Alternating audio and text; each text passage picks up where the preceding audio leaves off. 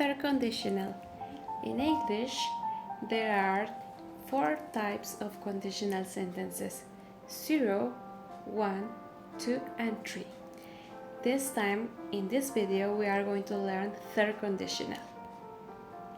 First of all, we are going to check the explanation and use of these conditional sentences. With the third conditional, we talk about the past. It's an unreal situation. It means something that happened or didn't happen and we would like to change that, but it is impossible to do it. And we have some ideas to express in third conditional. I wanted to buy a new car, but I didn't save enough money. This idea is in the past. The action happened. I wanted to buy a car, but I didn't have enough money to do it.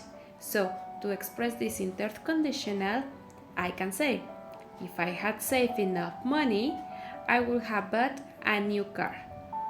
The reality is that I could not buy a car and I cannot change that situation. Another idea is we use this conditional to express no possibility in the past. If I had won the lottery, I would have traveled the world. But the reality is that I didn't win the lottery and I cannot do anything to change that. Then we have the structure.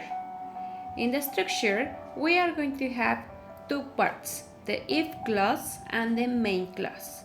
The if clause is going to include the conjunction if, and we are going to use the tense past perfect in this part of our sentence.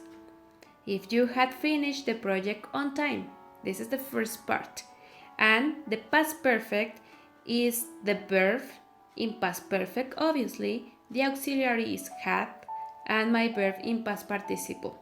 If you had finished, that's the past perfect for my if clause.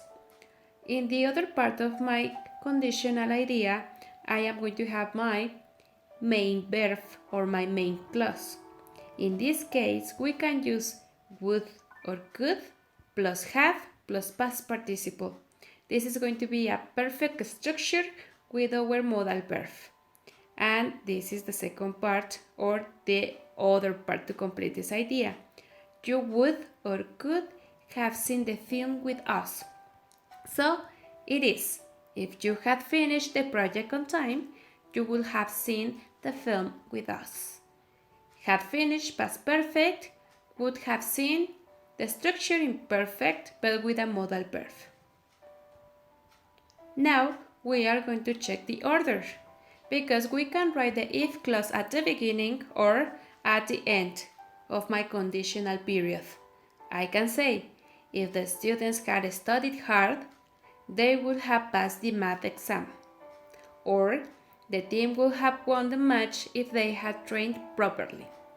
In this case, if I start my conditional idea with if, we need to write a comma after the sentence, after the if clause. If the students had studied hard, comma, they would have passed the math exam. If I change the order and I start with the main clause, I don't need any comma. The team would have won the match if they had trained properly. And now we are going to have some exercises. You are going to have some time to check the sentences, and you can pause the video and copy these sentences, and then we will check the answers together.